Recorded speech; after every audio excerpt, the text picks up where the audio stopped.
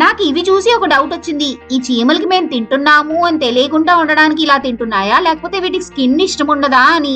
మనతో పాటు కో ఎగ్జిస్టెన్స్, అదే సహజీవనం చేస్తున్న క్లెవరెస్ట్ టైనియస్ట్ క్రీచర్ ఏంటో చెప్పుకోండి.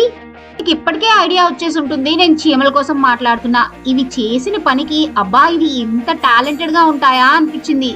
ఈ క్యాష్యూస్ అండ్ ఆల్మండ్స్ అయితే నియర్లీ 1 month అయింది నేను ఈ ప్యాంట్రీలో పెట్టి.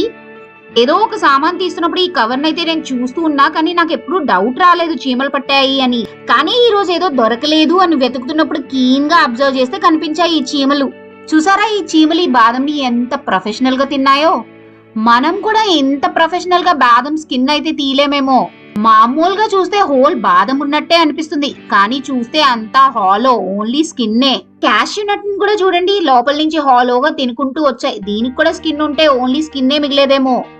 నాకు ఇవి చూసి ఒక డౌట్ వచ్చింది. ఈ చీమలకి మేము తింటున్నాము అని తెలియకుండా ఉండడానికి ఇలా తింటున్నాయా, లేకపోతే వీటికి స్కిన్ ఇష్టం ఉండదా అని. డౌట్ వచ్చిన వెంటనే క్లియర్ అయితే చేసేసుకోవాలి కదా. సో వెంటనే గూగుల్ అయితే చేసా.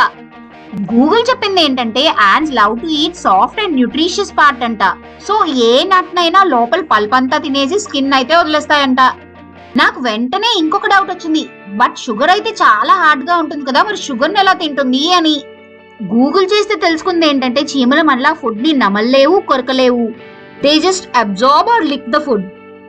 షుగర్ క్రిస్టల్స్ చీమలు నాకడం వల్ల కరిగితే ఆ జ్యూస్ ని అబ్జార్బ్ చేసుకుంటాయి. ఎంత స్మార్ట్ గా ఫుడ్ ని ప్రాసెస్ చేసుకొని తింటున్నాయి కదా. రియల్లీ హ్యాట్స్ ఆఫ్ టు చీమలు.